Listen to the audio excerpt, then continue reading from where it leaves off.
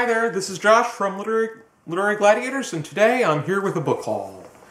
Today's book haul is going to be from a visit that I made to a bookstore called Labyrinth Books in Princeton, New Jersey.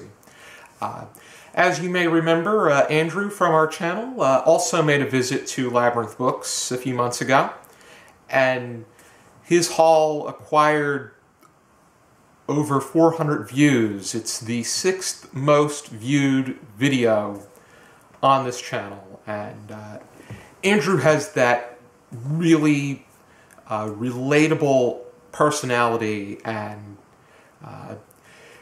he's just a really nice guy. He's the same, how he is in front of the camera, that's exactly the kind of person he is off the camera. Maybe a little bit more, maybe he was a little bit nervous in his first video, but he's really getting comfortable. When I was riding to Labyrinth Books, I was passing by the Princeton University community, and it is a really nice-looking neighborhood. I went to D'Angelo's Market and had a pizza, and then walked over to Labyrinth Books. I'm going to be sorting out this haul into two parts. The books that I got outside and the books that I got inside. There's a greater selection inside, but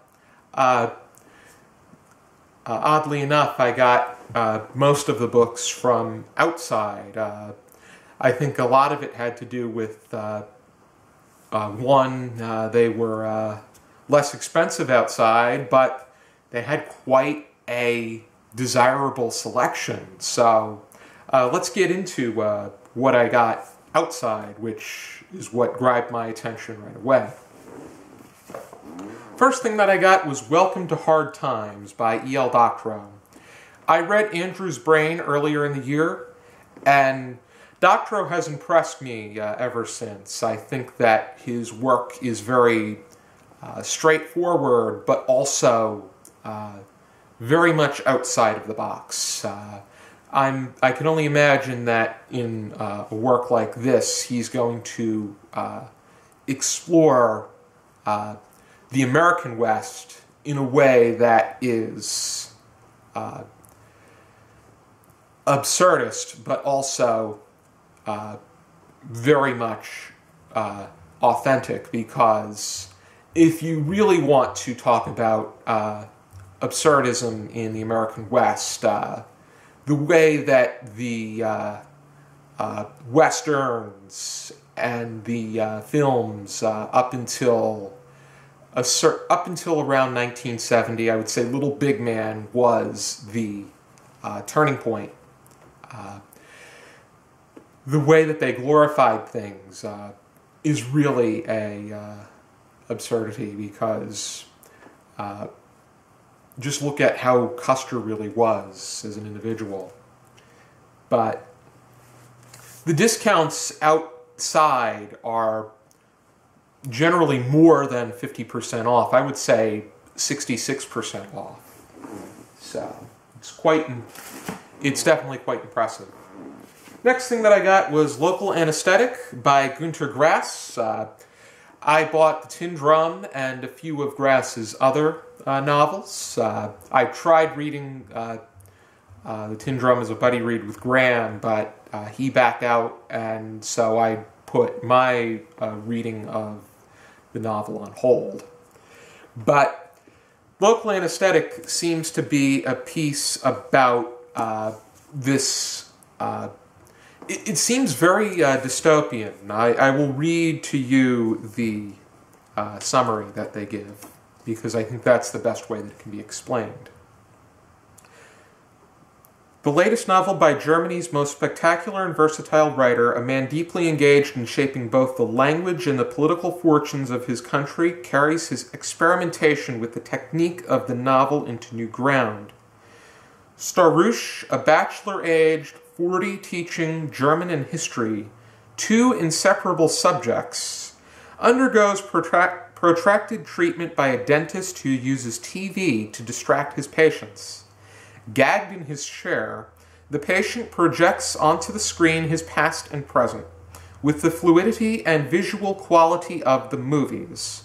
Reality and fantasy, the actual and the repressed, overrun the screen in a mirror image of German history. Thus, among other episodes, we see Krings, one of Hitler's most ferocious fight-to-the-finish generals, return to the Russian captivity and engage in sandbox reconstructions of Germany's battles. Determined to win them this time in a casual throwaway, the author reveals his true identity, Field Marshal Schroner. And it's quite interesting because Napoleon Bonaparte also would develop his war strategies through a setup in his sandbox. He would develop his war plans that way. Under the influence of local anesthesia, Starouche's imagination releases his erotic fantasies and the very violence he tries to combat in his pupils. One of them a militant Maoist. The dentist, dispensing humdrum wisdom and painkillers with godlike aloofness, objects to violence, real or imagined, advocating universal sick care and a diet preventive of caries as a cure-all. Meanwhile, Schierbaum, Starouche's favorite pupil, grimly prepares to burn his dachshund Max to stir up the conscience of dog and cake-loving Berliners. This in itself is really eccentric. I don't know, because it talks about Schierbaum and the experiment that he's planning to engage on his dog. It's really, this could very well come off as being immoral, which I am not sure what to expect from a novel of this nature. It seems very eccentric, but I'm curious to see what kind of explanation is in store. And this was translated by Ralph Manheim, who translated many of his works from German into English. The next thing that I got is also a very strange subject, but it is something that really did happen. And that book is Dr. Mutters Marvels by Cristin O'Keefe Aptowicz. This has to, and it's a true tale of intrigue and innovation at the dawn of modern medicine. And at this time, the medical practices included not using anesthetic, poor sanitation, and a very skeptical point of view from the doctors. And Dr. Thomas Dent Mutter engaged in plenty of practices, going to points where no doctor explored before. He engaged in procedures that tried to reverse deformities. It also talks about the influence that the Mutter Museum in Philadelphia, Pennsylvania had. I went there on a class trip, and it is quite... I just remember the collection of small skulls that were in there, and someone with a horn on their head. And it is quite something. I'd be really interested to check out this particular story. Next thing that I got was the collected prose of Zbigniew Herbert from 1948 to 1998. Herbert was a Polish writer. I have his collection of poetry, and now in here it is a collection of his stories and essays that he's written that reflect his many interests and tell stories about his many interests. Herbert was the first winner of the Austrian State Prize of European Literature, and that caught my attention. And led me to want to explore more of his writing. He is often placed in the class of other Polish poets like Czesław Miłosz and Wisława Szymborska. And there are multiple translators to this particular collection. And the last book that I got out in the outside part of the store is the Italian Vegetable Cookbook. 200 favorite recipes from antipasti, soups, pasta, main dishes, and desserts by Michele.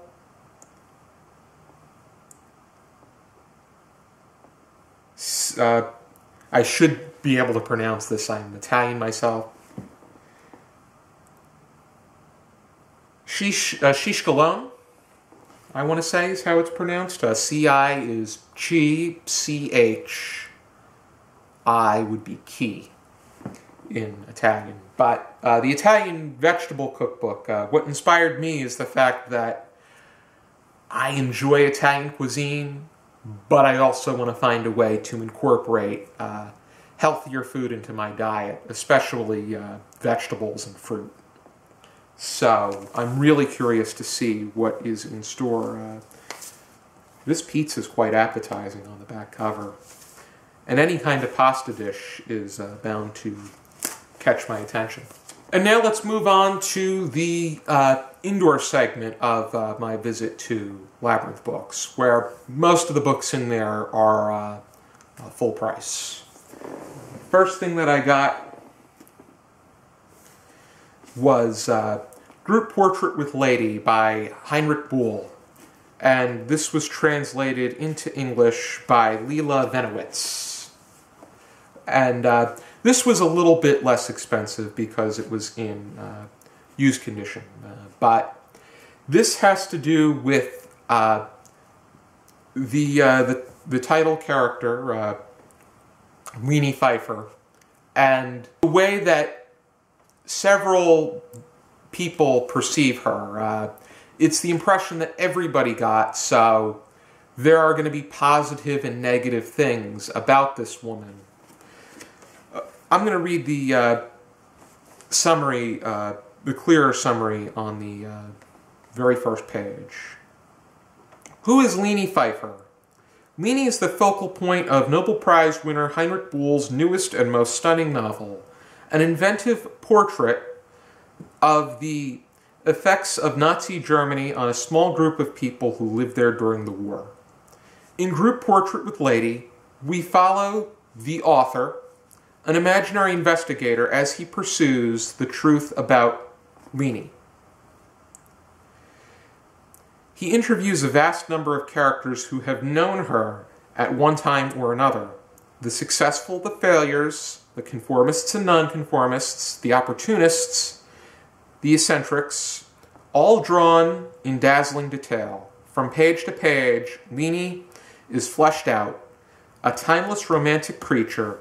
She is too human to be at home in the inhumane society that is the new Germany. And Heinrich Boll, his writing primarily was written and takes place during post-Nazi Germany, which was a really run-down area that had been cut apart when it was split between the United States, France, Russia, Britain. So it'll be something to worth checking out. Next book is something that has caught my attention for the last 6 months, and it's something that I really want to get to. I'm happy that I found it since it came to trade paperback. I first came across it when it was in hardcover, and that is 1944, FDR and the Year That Changed History by J. Winik. And this has to do with how crucial a year 1944 was, because it really solidified the greater fortune for the United States and their allies, and it was a really definitive year toward FDR's great legacy, especially when it came to him as a war president. And unfortunately, FDR did not live to see the end of the war. He died in April of 1945, and the war in Germany ended a little less than a month later. The war in Japan did not end until September of 1945, and a lot of it had to do with Truman's decision to drop atomic bombs in Hiroshima and Nagasaki. But this is definitely something that I would like to check out, and I have plenty of other FDR works that I need to get to. Next two books that I got were collections of Folktales, which the Pantheon publishing company does an outstanding job putting together folktale and fairy tale collections that concentrate on culture, and it is really reflective of a particular culture's background, history, and the way that they approach situations and follow customs. First one that I got was American Indian Myths and Legends, which was selected and edited by Richard Erdos and Alfonso Ortiz. And it includes 160 tales from 80 tribal groups. They're sorted into the nature of what the work is about. For instance, there's a chapter called Rabbit Boy Kicked That Blood Clot Around, Tales of Human Creation. The Place of Emergence, Tales of World Creation. There are tales that are about animals and other people. Tales of Love and Lust, and so many more. And the other collection I got was African Folk Tales by Roger D. Abrahams. And Abrahams is a professor of folklore and folk life at the University of Pennsylvania.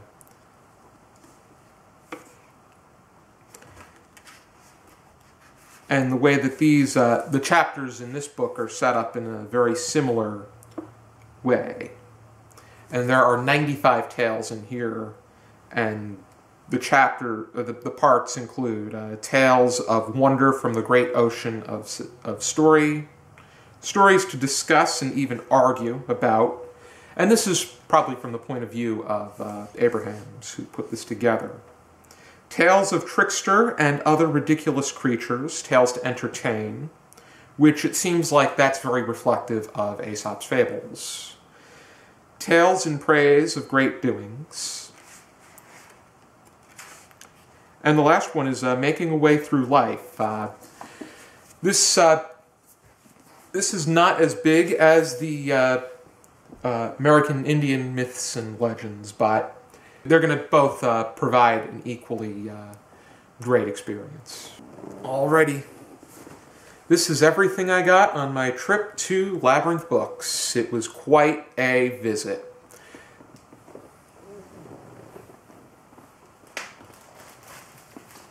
Thank you for tuning in to this book haul. I highly encourage you to visit Labyrinth Books if you get the opportunity. I will leave information about it down below. I definitely hope to pay another visit there. There's so many other places that I want to visit, but Labyrinth Books, I would say, was really impressive. Thank you for tuning in, and for now, keep reading.